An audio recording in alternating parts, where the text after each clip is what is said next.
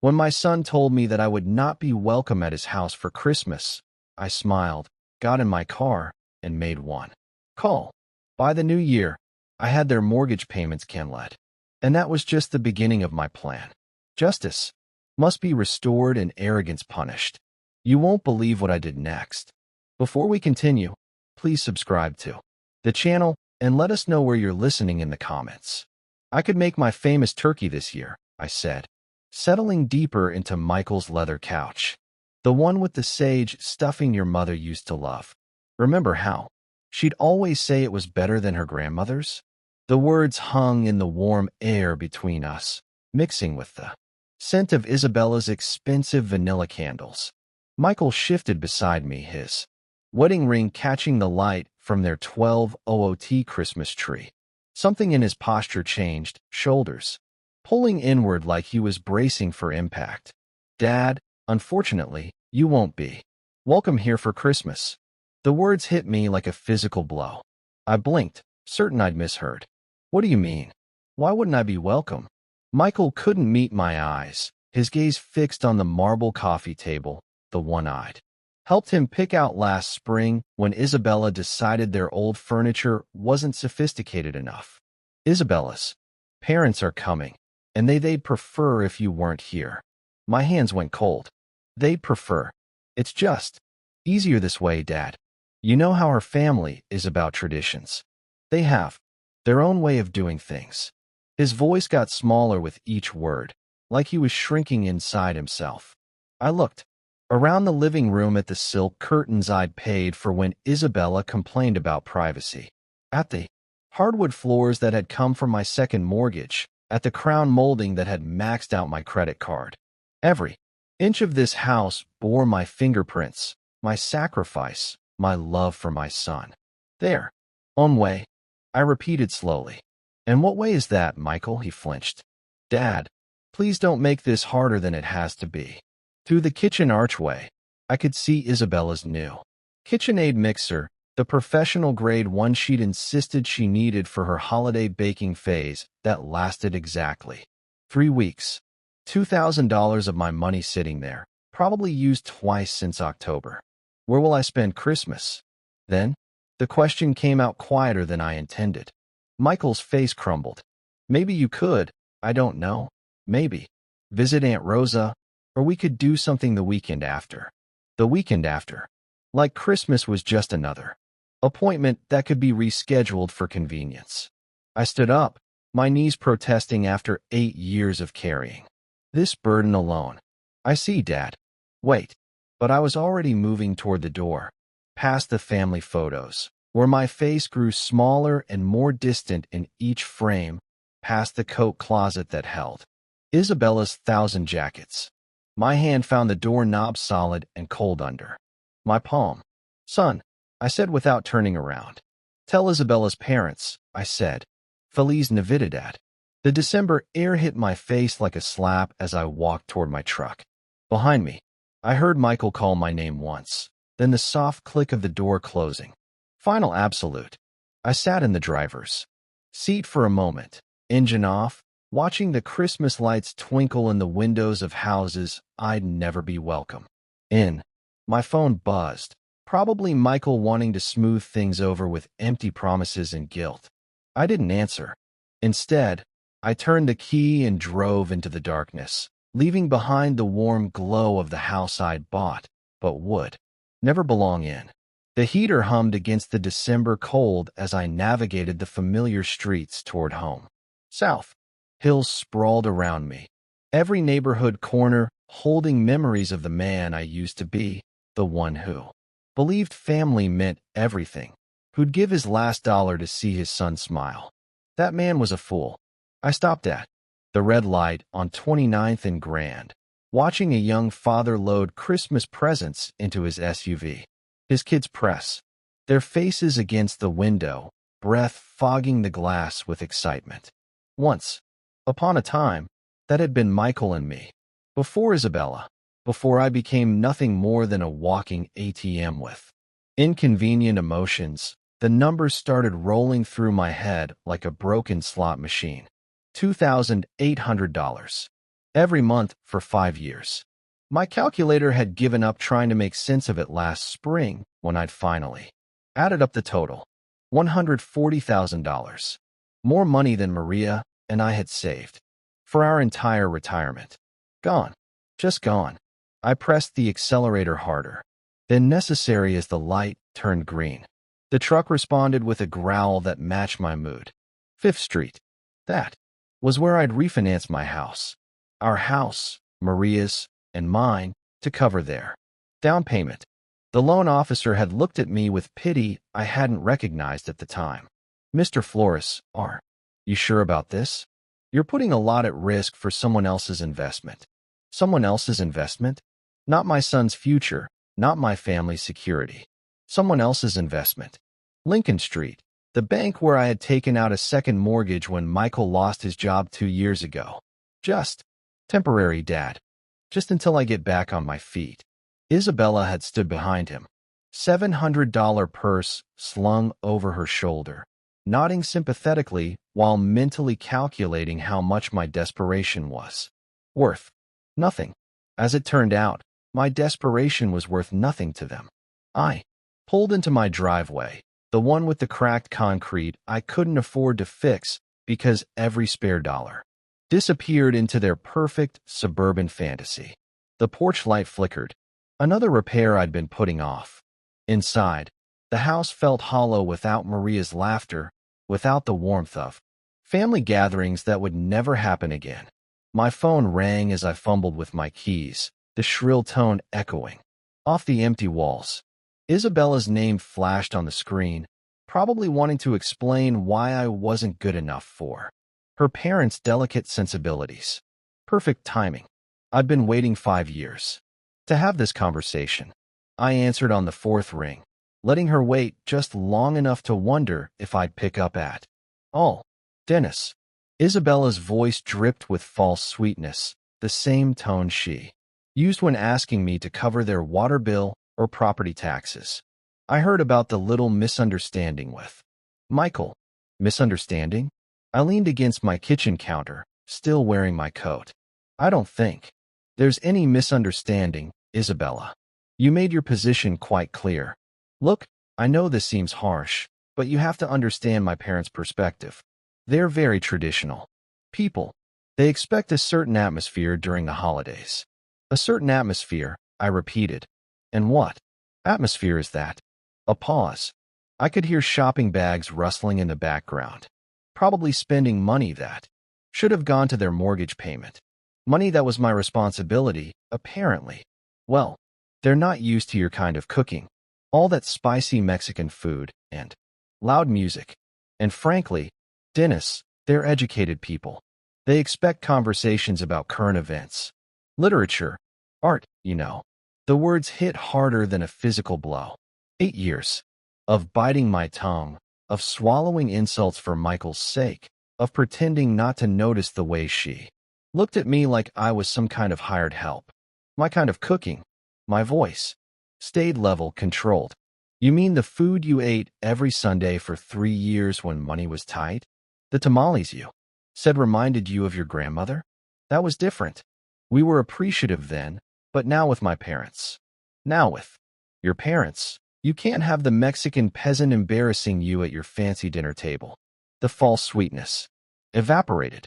Don't be dramatic, Dennis. This isn't about race.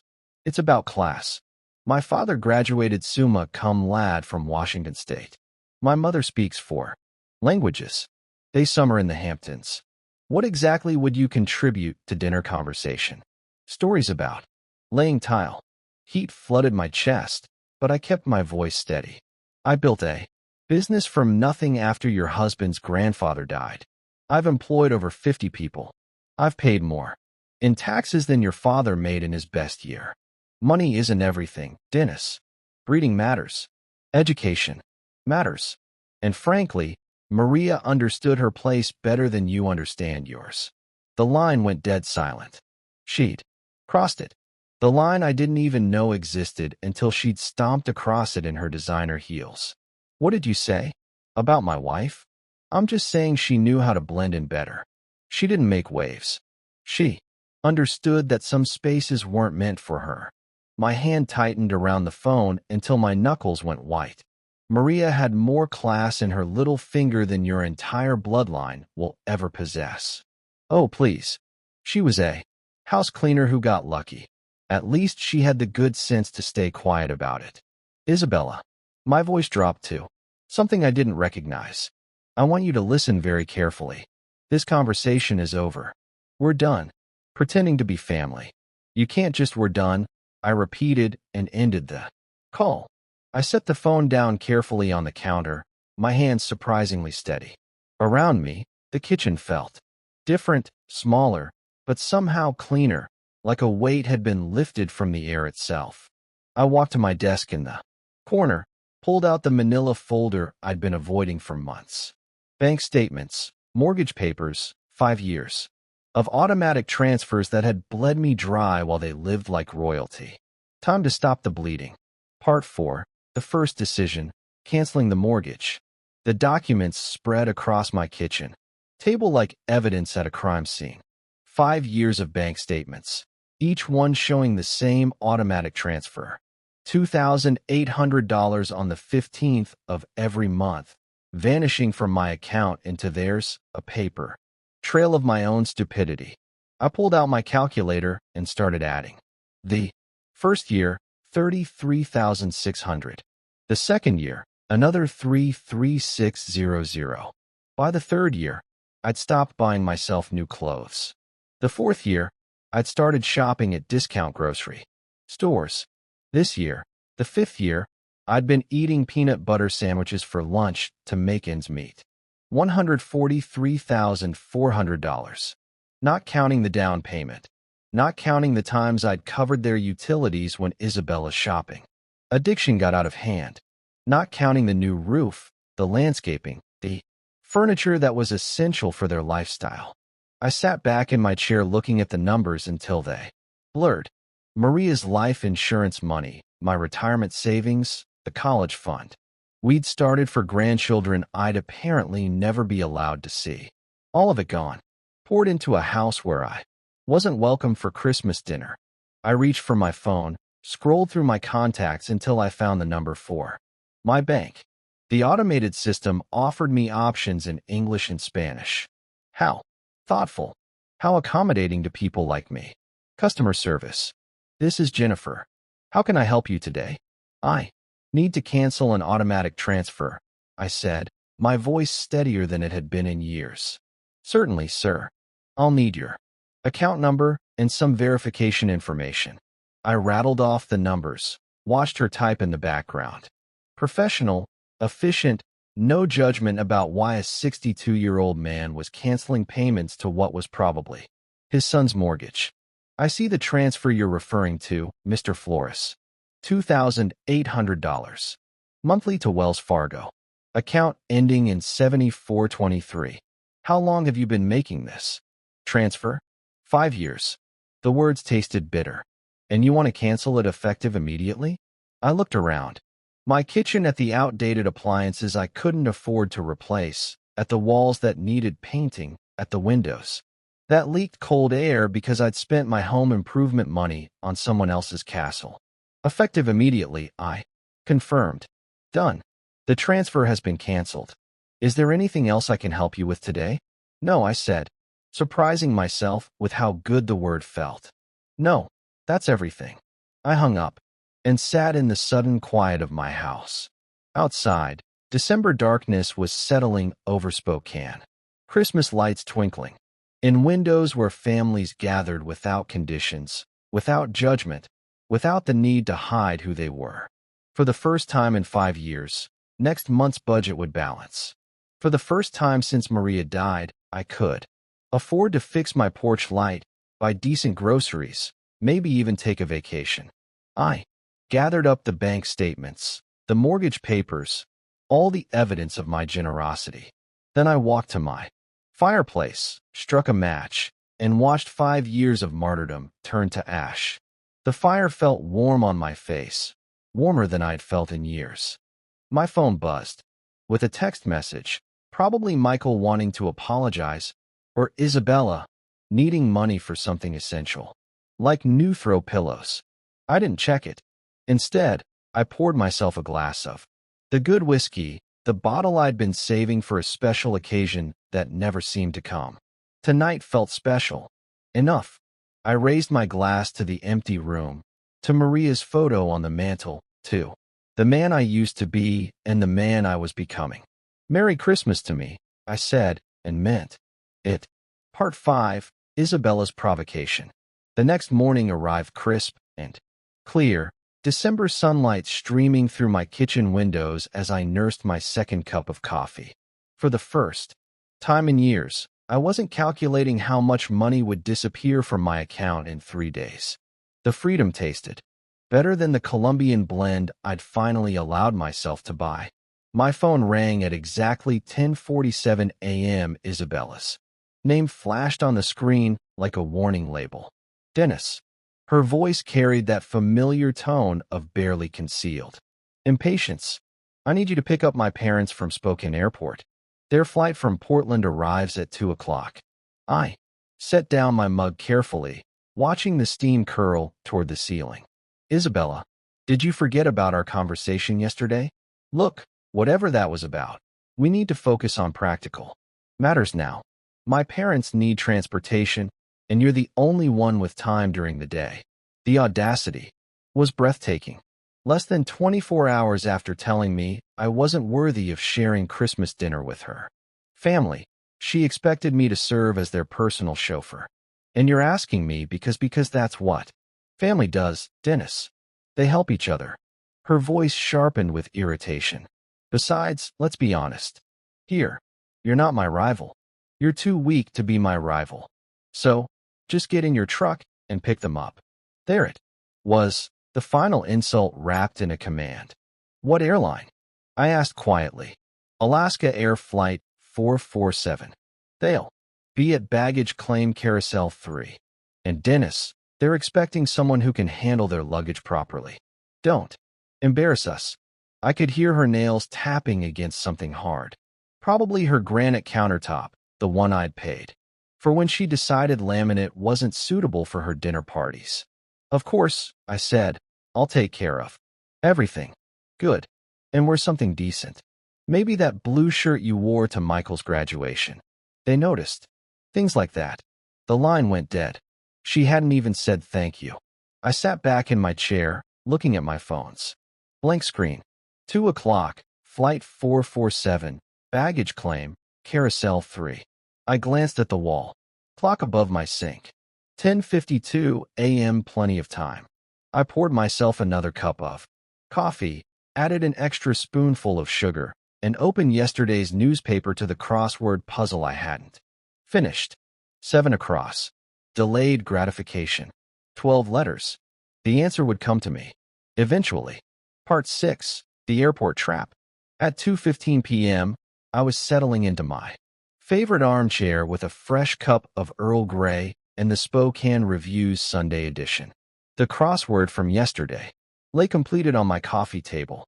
Delayed gratification had been postponement. My phone buzzed against the wooden surface. Isabella's name again. I let it ring. The December sun slanted through my living room windows, warming the space where I'd spent so many lonely evenings counting the cost of my generosity. Today, the silence felt different. Earned intentional. 2:47 p.m. The phone buzzed again. This time, I could see the preview of her text. Dad, where are you? My parents are. I turned the phone face down and returned to the sports section. The Seahawks had lost again. Some things never changed. By 3:30, my phone had buzzed 6 times. I'd finished the newspaper, brewed a second pot of tea, and started organizing the junk drawer in my kitchen table. Amazing what you could accomplish when you weren't rushing around serving people who considered you their personal bellhop. The 7th call came at 3:45. Instead of Isabella's name, I saw a known number. Probably her parents borrowed someone's phone at the airport. I let that one ring too. Outside, a neighbor was hanging Christmas lights on his porch, his children running around. The yard with the manic energy that only December afternoons could bring. Normal families doing normal things. No one was stranded anywhere, waiting for someone who would never come. 4:15 p.m. My phone started ringing and didn't stop. Isabella, then the unknown number, then Isabella again. The buzzing became constant, like an angry wasp trapped against glass. I walked to my kitchen and unplugged my landline from the wall. Then I turned my cell phone completely off. Perfect silence. I made myself a grilled cheese sandwich and heated up a can of tomato soup.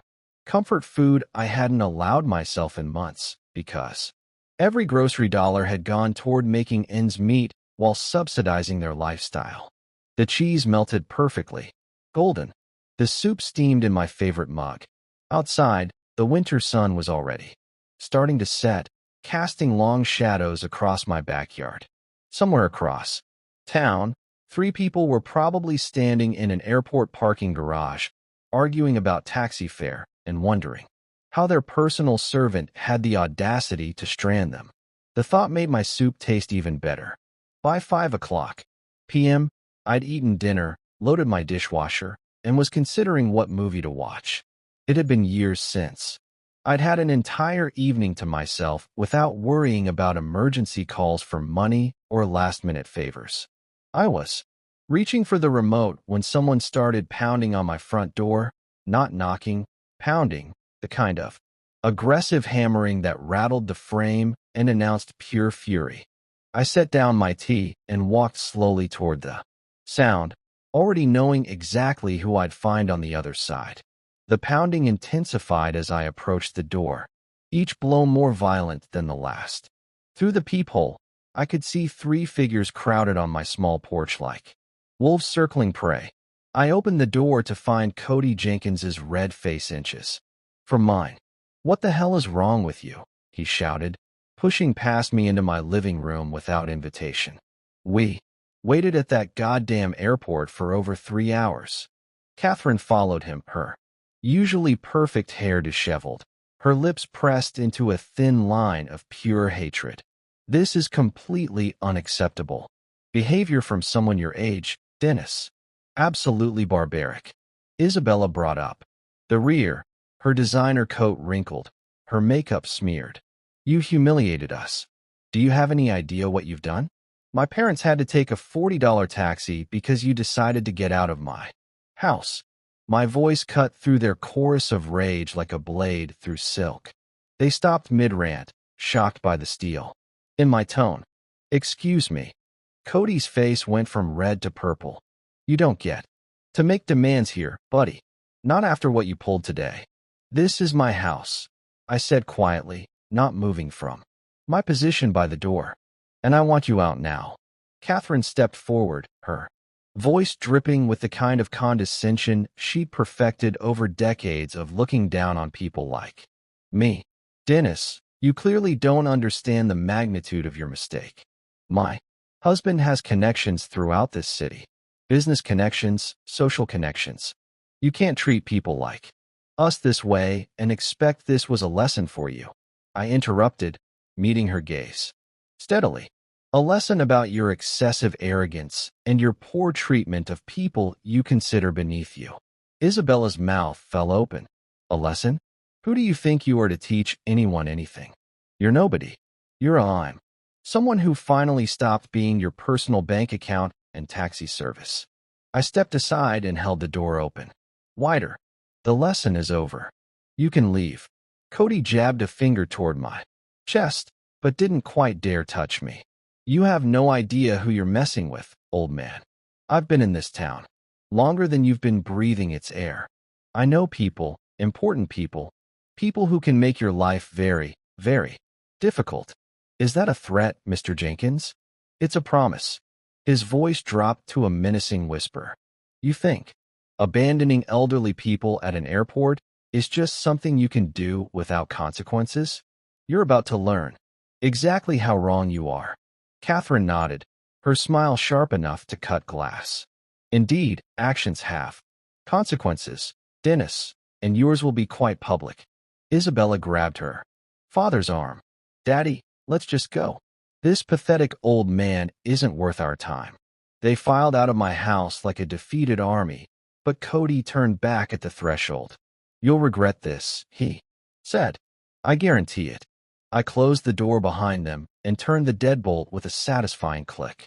Through the window, I watched them pile into their rental car, still arguing among themselves as they drove away into the December darkness. The house felt cleaner with them gone, as if their presence had left, a stain that was only now lifting, but their parting words echoed in the sudden quiet. Public consequences, important. People, connections. I walked back to my living room and picked up my tea still, warm in its mug. For the first time in this whole mess, I felt something that might have been concern, but it was overwhelmed by something much stronger. Anticipation. 3 days later, I was enjoying my morning coffee and scanning the Spokane Review when I saw my own face staring back at me from page 3. The headline read, "Spokane Businessman Abandons Elderly Couple at Airport During Holiday Storm."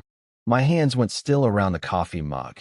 There I was in black and white, an old photo from my company's website, probably 5 years out of date. Below it, a story that made my blood run cold and my temper flare in equal measure. Cody and Catherine Jenkins, visiting their daughter for Christmas, were left stranded at Spokane International Airport for over 4 hours Sunday when family member Dennis Flores failed to appear for a prearranged pickup. The couple, both in their late 50s, waited in frigid temperatures as a winter storm warning was issued for the region. Winter storm warning. It had been 52 degrees and sunny. "We couldn't believe someone would just abandon us like that," said Cody Jenkins, a retired banking executive.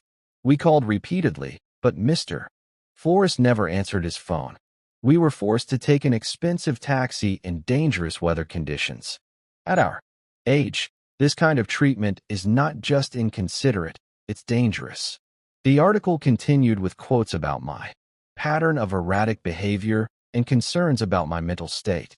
Cody had painted himself and Catherine as helpless victims of a cruel old man who'd suddenly snapped without provocation. No mention of the Christmas dinner rejection, no context about Isabella's demands or their years of financial exploitation. Just me, the villain who abandoned poor elderly tourists during a blizzard that existed only in Cody's imagination. I sat down my coffee and read the article again slowly, then a third time. The by-line belonged to Patricia Morrison, lifestyle editor. I didn't recognize the name, but I recognized the strategy. Cody had called in favors, used his banking connections to get this story placed exactly where it would do maximum damage to my reputation. Smart. Very smart. For the first time since this whole mess started, I felt a grudging respect for my opponents. They weren't just entitled trust fund babies throwing tantrums. They were strategic, calculating. They understood that in a small city like Spokane, reputation was everything.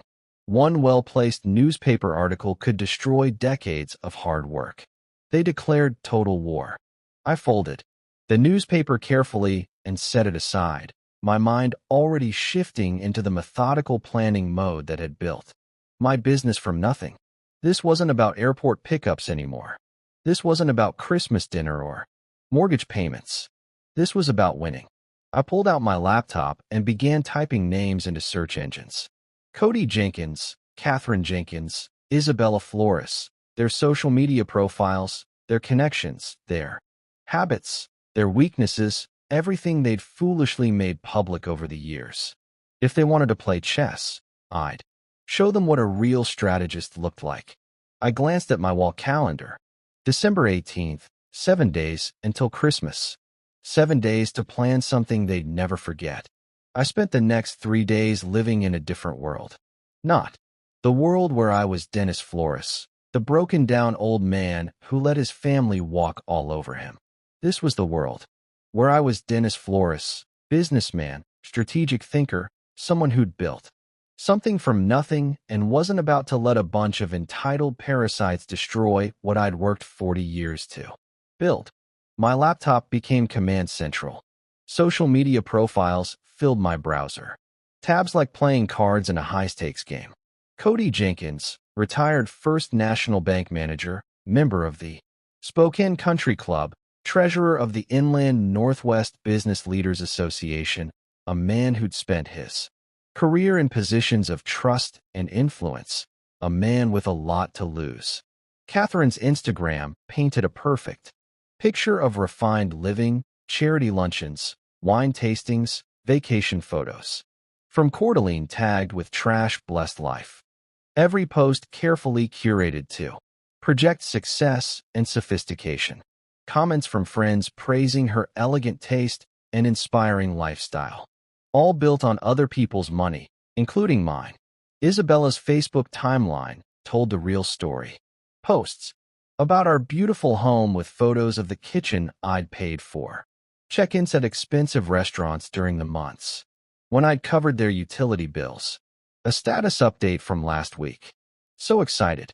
For Christmas dinner with family. Can't wait to show off our hosting skills. Our hosting skills, our home, our success. The narcissism was breathtaking.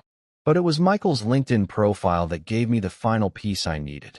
His recent activity showed a new connection. Patricia Morrison, lifestyle editor at the Spokane Review. The same Patricia Morrison who'd written the hatchet job about me.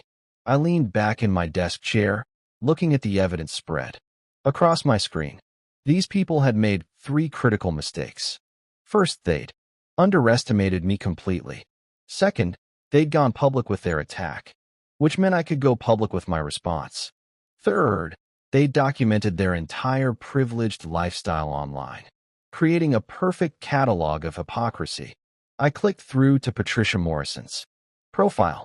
43 years old, journalism degree from WSU, 15 years at local papers, no previous connection to banking or finance, which meant Cody had reached out cold, probably through someone he knew from his business network. A 5-minute search through local business directories confirmed my suspicion. 3 mutual connections between Cody and Patricia's editor. The story hadn't just appeared. It had been planted, carefully and deliberately. Amateur hour. I opened a new document and began typing. Not a response to their media attack, something much better. A timeline.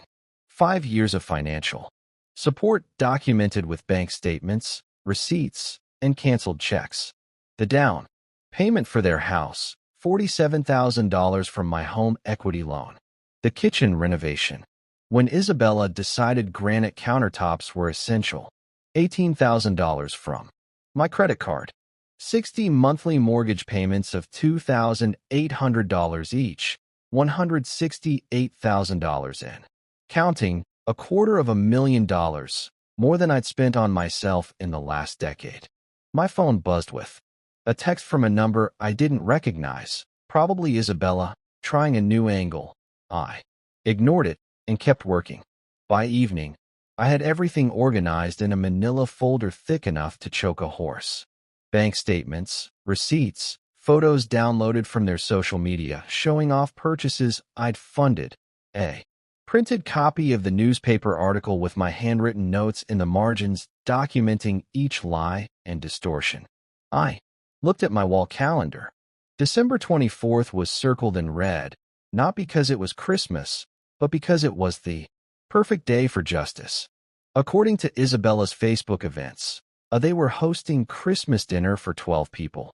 Family, friends, neighbors, members of their social circle, the kind of people who read the Spokane Review and formed opinions based on what they saw there. The kind of people who deserve to know the truth. I closed my laptop and walked to my kitchen where I'd left my good camera, the one I'd bought years ago to document job sites for my business. Time to put it to work documenting something else entirely. Tomorrow was Christmas Eve. Tomorrow, Cody Jenkins and his family were going to learn what happened when you declared war on someone who actually knew how to fight. Christmas Eve morning dawned gray and cold, the kind of Spokane winter day that made you grateful for warm houses and family gatherings. Too bad I wouldn't be welcome at either. But I had other plans. I laid out my evidence like a Lawyer preparing for trial. Bank statements organized by year. Each monthly payment highlighted in yellow. Receipts arranged chronologically showing the pattern of my support for their lifestyle. Photos printed from their social media. Isabella's new jewelry. Their vacation photos. The expensive Christmas decorations. Currently adorning the house. I'd helped them keep all of it copied 12 times. 1. For each dinner guest. The newspaper article went on top of each stack. My red pen notes visible in the margins. Lie written next to Cody's quotes about dangerous weather. False. Beside the claim about my erratic behavior. Missing context highlighted where they'd failed to mention 5 years of financial support. I dressed carefully in my best suit. The navy blue one I'd worn to Maria's funeral, pressed and ready for another. Kind of farewell. Today I was saying goodbye to the man who'd been a doormat for his family. Tonight, I'd be someone who commanded respect. At 6:30 p.m., I loaded my briefcase with the evidence packets and drove to Kendall Yards. Their house glowed with warm light, cars filling the driveway and lining the street. Through the front windows, I could see figures moving around the dining room. Isabella playing hostess in the home my money had helped them buy. I parked across the street and checked my watch. 6:45, perfect timing. Late enough that everyone would be seated for dinner. Early enough that they'd still be on the main course. No easy escape for anyone. The front door was unlocked. Of course it was. Isabella loved to show off how safe their neighborhood was, how they didn't need to worry about security like people in rougher areas. I let myself in quietly, the warm air hitting my face along with the sounds of laughter and conversation from the dining room. And then Catherine said, "But darling, that's not how we do things in our family." Someone was saying, followed by more laughter. Our family after everything they'd done to exclude me from it. I walked into the dining room, carrying my briefcase, 12 faces turning toward me with expressions ranging from surprise to horror. Isabella froze with her wine glass halfway to her lips. Michael's face went pale. Cody and Catherine looked like they'd seen a ghost. "Good evening, everyone," I said calmly, setting my briefcase on their marble sideboard. "I hope you don't mind me joining your Christmas celebration." Isabella found her voice first. "Dennis, this is completely inappropriate. You need to leave immediately." "Actually," I said, opening my briefcase and pulling out the first stack of papers.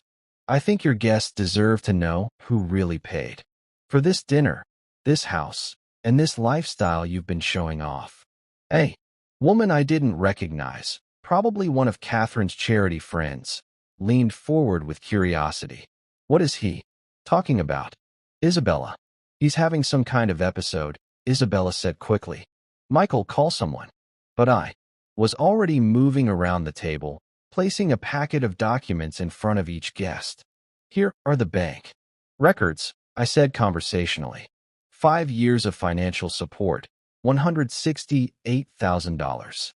In mortgage payments alone, plus the down payment, renovations, furniture, appliances, everything you see around you.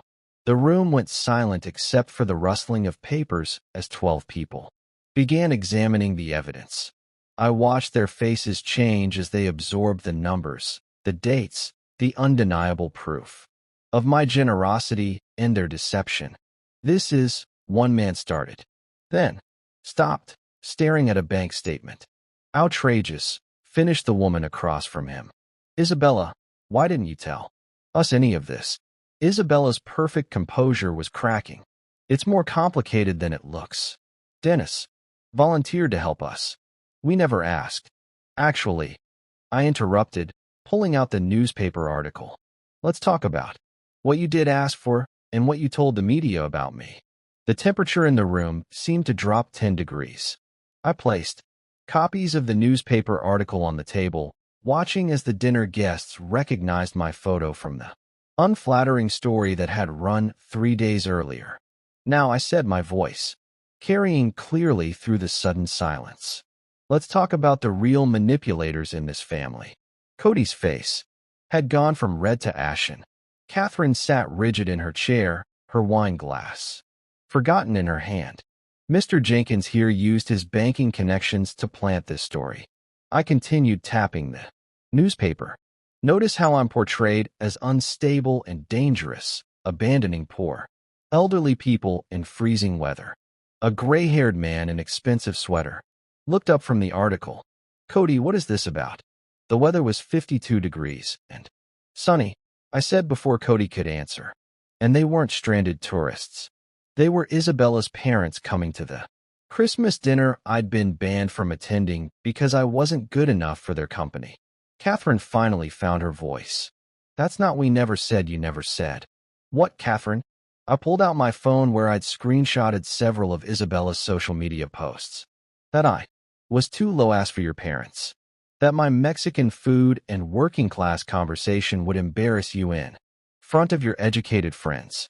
The woman I'd identified as one of Catherine's charity friends shifted uncomfortably. Catherine, surely you didn't. He's twisting everything, Cody blustered, but his voice lacked conviction. This man has serious mental health issues. The stress of aging. Financial problems. Financial problems? I almost laughed. Mr. Jenkins, I've been supporting your daughter and son-in-law to the tune of nearly $3,000 a month for 5 years. The only financial problems. Here are the ones you're about to have. I turned to address the entire table. These people have taken $200,000 from me, while calling me names behind my back. They've manipulated my son against me, banned me from family gatherings, and when I finally stood up for myself, they tried to destroy my reputation in the newspaper. Michael spoke for the first time, his voice barely above a whisper. Dad, I didn't know about the newspaper. Your wife knew, I said quietly, and her parents orchestrated it. They turned me into a villain for refusing to be their personal ATM and chauffeur. The social dynamic in the room was shifting like tectonic plates. I could see it in the guests' faces. The gradual realization that everything they'd been told about tonight's generous hosts was built on lies. This is unconscionable, said an elderly woman in pearls, staring at the bank statements. Cody, how could you let your daughter take advantage of this man's generosity, then attack him publicly when he stopped enabling it? Cody's carefully maintained facade was crumbling. You don't understand the full situation. I understand perfectly, the woman interrupted. This man has been supporting your family financially while you treated him like hired help. And when he finally said no, you tried to ruin his reputation. Catherine's voice came out strangled. He abandoned us at the airport. After you told me I wasn't welcome at Christmas dinner because my presence would be inappropriate for your parents, I said calmly. After 5 years of paying their bills while you looked down on me for my ethnicity and education level. The silence was deafening. 12 people staring at Cody and Catherine with expressions ranging from disgust to embarrassment for having associated with them. Isabella made one last desperate attempt to control the narrative. Everyone, please. This is a family matter that's gotten out of hand. No, I said firmly. This stopped being a family matter when you made it public. When you used the newspaper to attack my character, when you decided my reputation was acceptable collateral damage for your pride. I looked around the table at faces I didn't recognize, but who now knew exactly who I was. I wanted you all to know the truth before you read about Dennis Flores in the paper again, because you will read about me again, but next time it'll be the real story. I closed my briefcase and straightened my tie. Enjoy the rest of your dinner. It's the last one I'll be paying for. As I walked toward the door, I could hear the eruption beginning behind me. Voices raised in accusation, questions demanding answers, the sound of a carefully constructed social facade falling apart. It was the most beautiful Christmas music I'd ever heard. The letter arrived on a Tuesday morning in March, delivered by certified mail, with the weight of legal consequences behind every word. I signed for it at my front door, noting how the spring air smelled of new growth and possibility instead of the winter desperation that had marked those dark December days. Notice of default. The envelope read, "Final demand for payment." Inside, 3 months of missed mortgage payments had caught up with Michael and Isabella like a tsunami of reality. $8,400 in arrears, 14 days to bring the account current or face foreclosure. Proceedings on the house I'd helped them buy.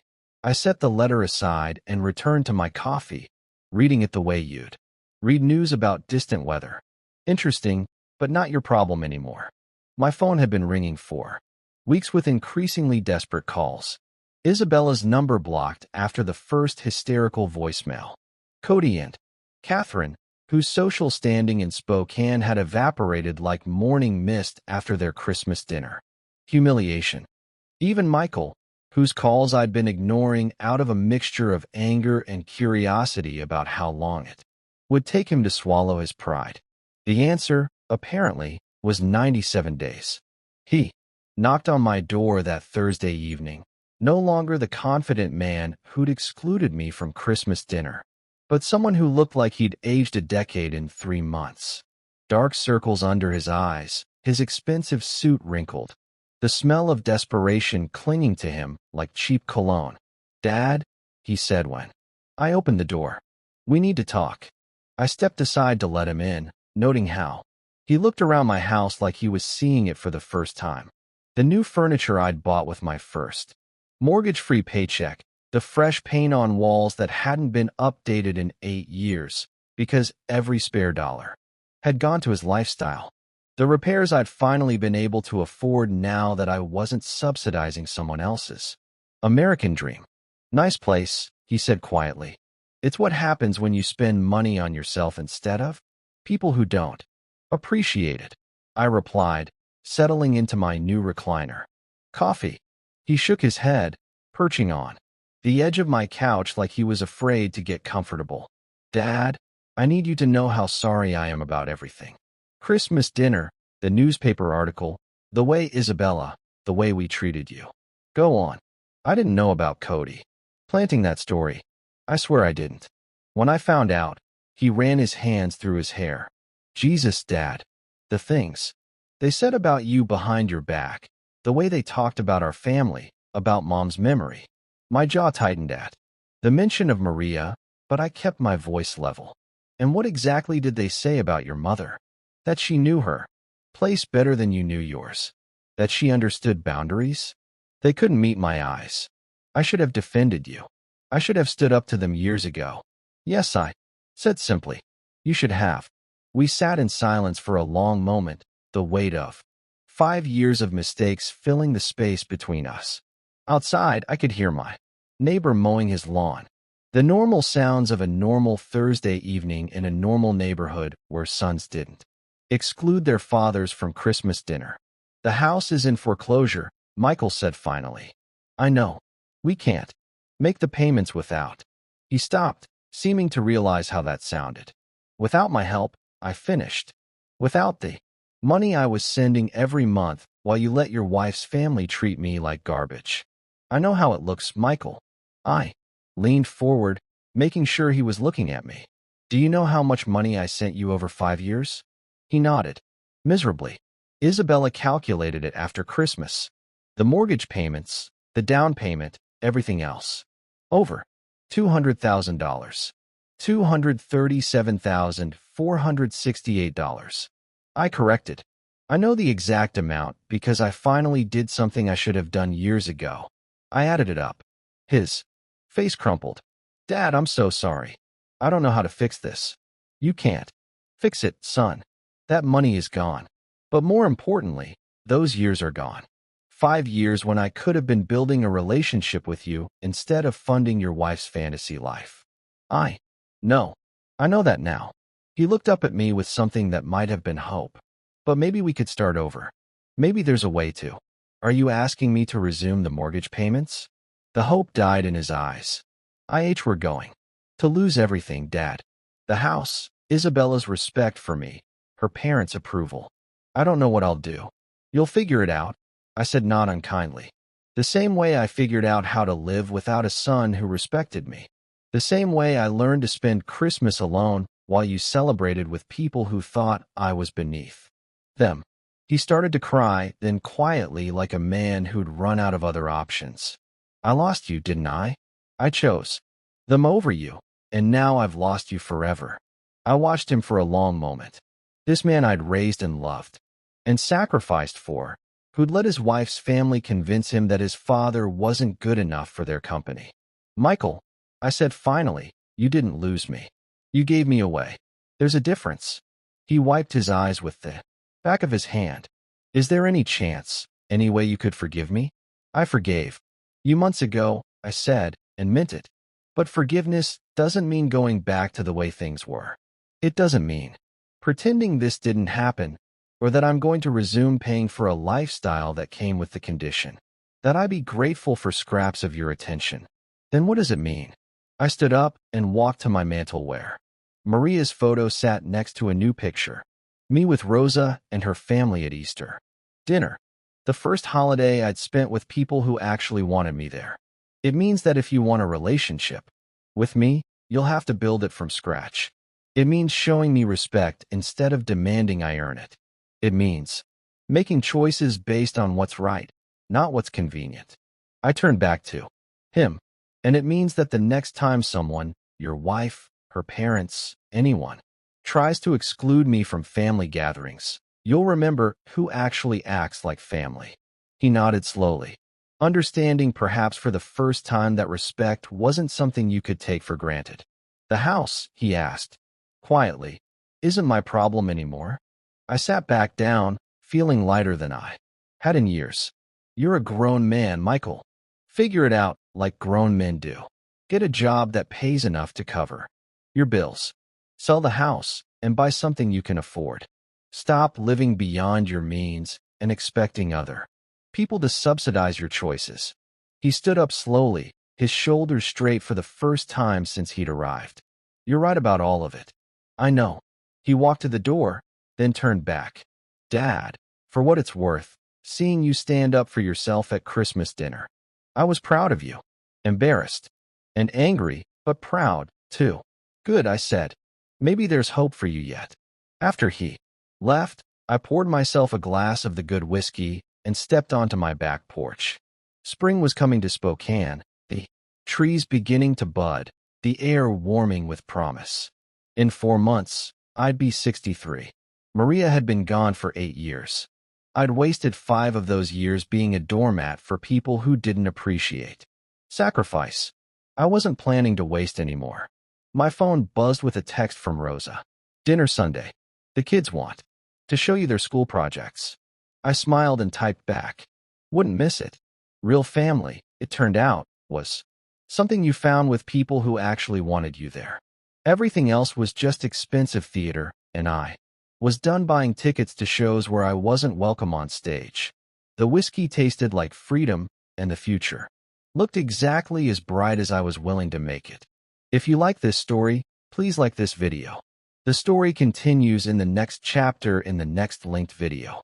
But first, I need you to subscribe to join the family, as we are looking forward to hit our first 10,000 subscribers target, and feel free to share your story in the comments.